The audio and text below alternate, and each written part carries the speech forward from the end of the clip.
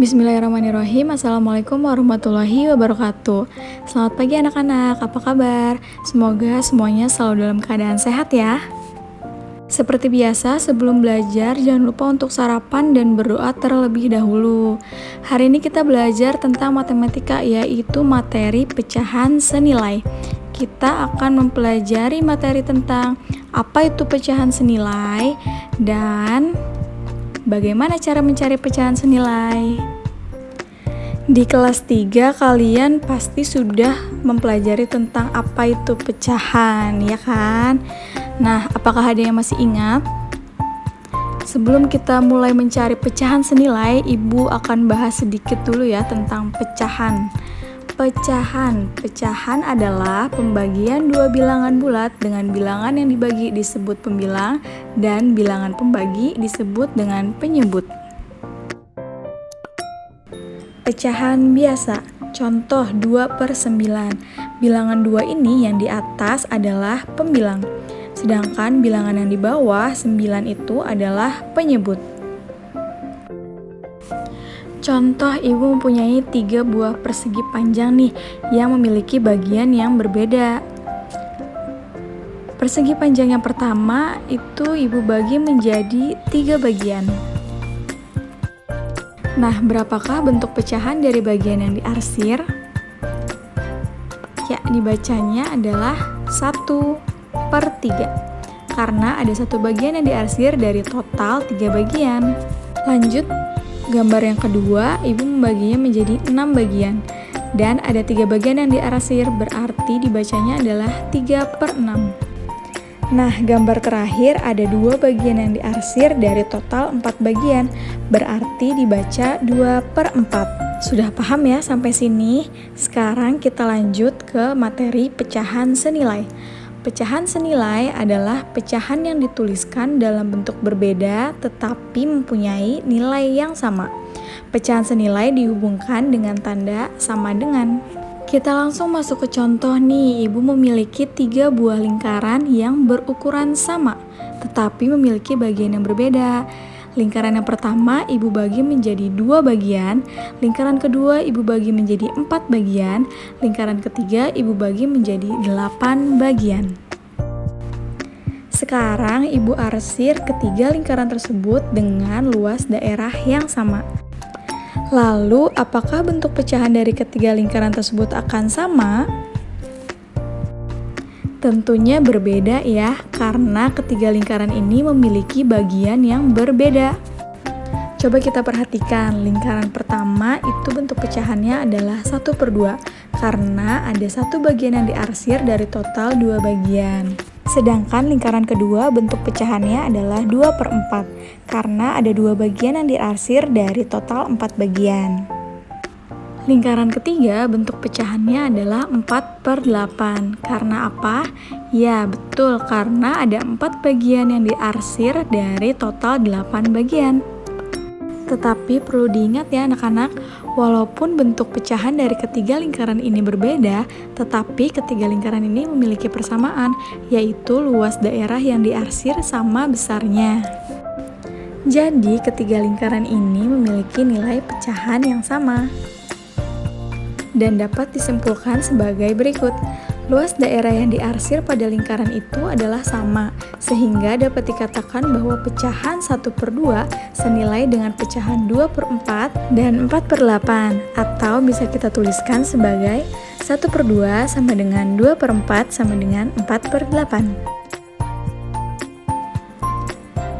Menentukan pecahan-pecahan senilai. Pecahan senilai dapat ditentukan dengan cara mengali atau membagi pembilang dan penyebut pecahan tersebut dengan bilangan yang sama kecuali 0. Menentukan pecahan senilai dengan cara perkalian. Yang pertama, pembilang dan penyebut dikalikan dengan bilangan yang sama. Lalu hasil perkalian merupakan pecahan yang senilai dengan pecahan semula.